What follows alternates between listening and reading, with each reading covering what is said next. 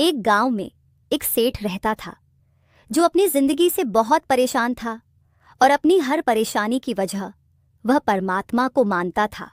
वह अपनी तुलना दूसरों से करता, अपनी किस्मत को कोसता रहता और परमात्मा से शिकायत करता, आखिर मुझे ही ऐसी जिंदगी क्यों दी?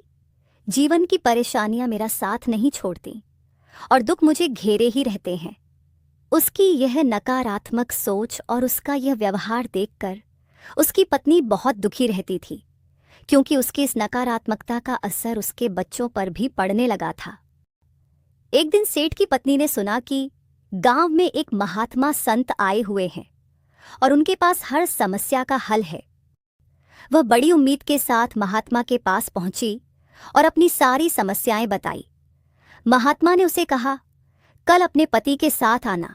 दूसरे दिन वह अपने पति के साथ महात्मा के आश्रम पहुंची और उनके प्रवचन सुनने लगी। लेकिन उसका पति वहां भी अपनी तुलना महात्मा से करने लगा और अपनी पत्नी से बोला, असली जिंदगी तो ये है, 2-4 प्रवचन दो, शिष्यों से भिक्षा मनोवार कराओ, अपने सारे काम कराओ, न बच्चों की चिंता न परिवार की चिंता, मस्त मग्न रहो अपने में और मान सम्मान पाओ फ्री में। और एक मेरी जिंदगी है जिसमें न जाने भगवान ने कितने दुख लिखे हैं। यह सब महात्मा जी सुन रहे थे। प्रवचन खत्म होने के बाद महात्मा उस सेठ से बोले, मैंने तुम्हारी बहुत प्रशंसा सुनी है। तुम कभी मुश्किलों के सामने हार नहीं मानते बल्कि उनका सामना करते हो। क्या यह हुनर तुम मुझे सिखाओगे? क्या तुम मुझे अपना एक दिन दोगे?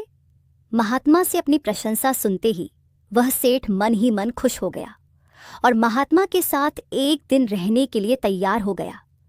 संध्या का भोजन करने के बाद महात्मा और वह सेठ घूमने निकले।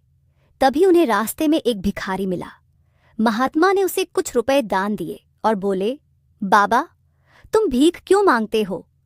भिखारी बोला, मेरे बच्चों ने धोखे से मेरी संपत्ति अपने नाम करा ली और मुझे घर से बाहर निकाल दिया।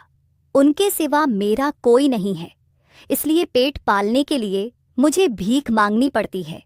यह सुनते ही महात्मा ने परमात्मा को धन्यवाद देते हुए कहा, हे प्रभु, मैं आपका हमेशा आभारी रहूंगा जो आपने मुझे परिवार दिया, इतने अच्छे शिष्य दिए जो मेरा इतना ख्याल रखते हैं और मेरा सम्मान करते हैं। इतना कहने के बाद वे आगे चले गए। इस स्टोरी को पूरा देखने के लिए रिलेटेड वीडियो पर क्लिक करें और चैनल से जुड़े रहे।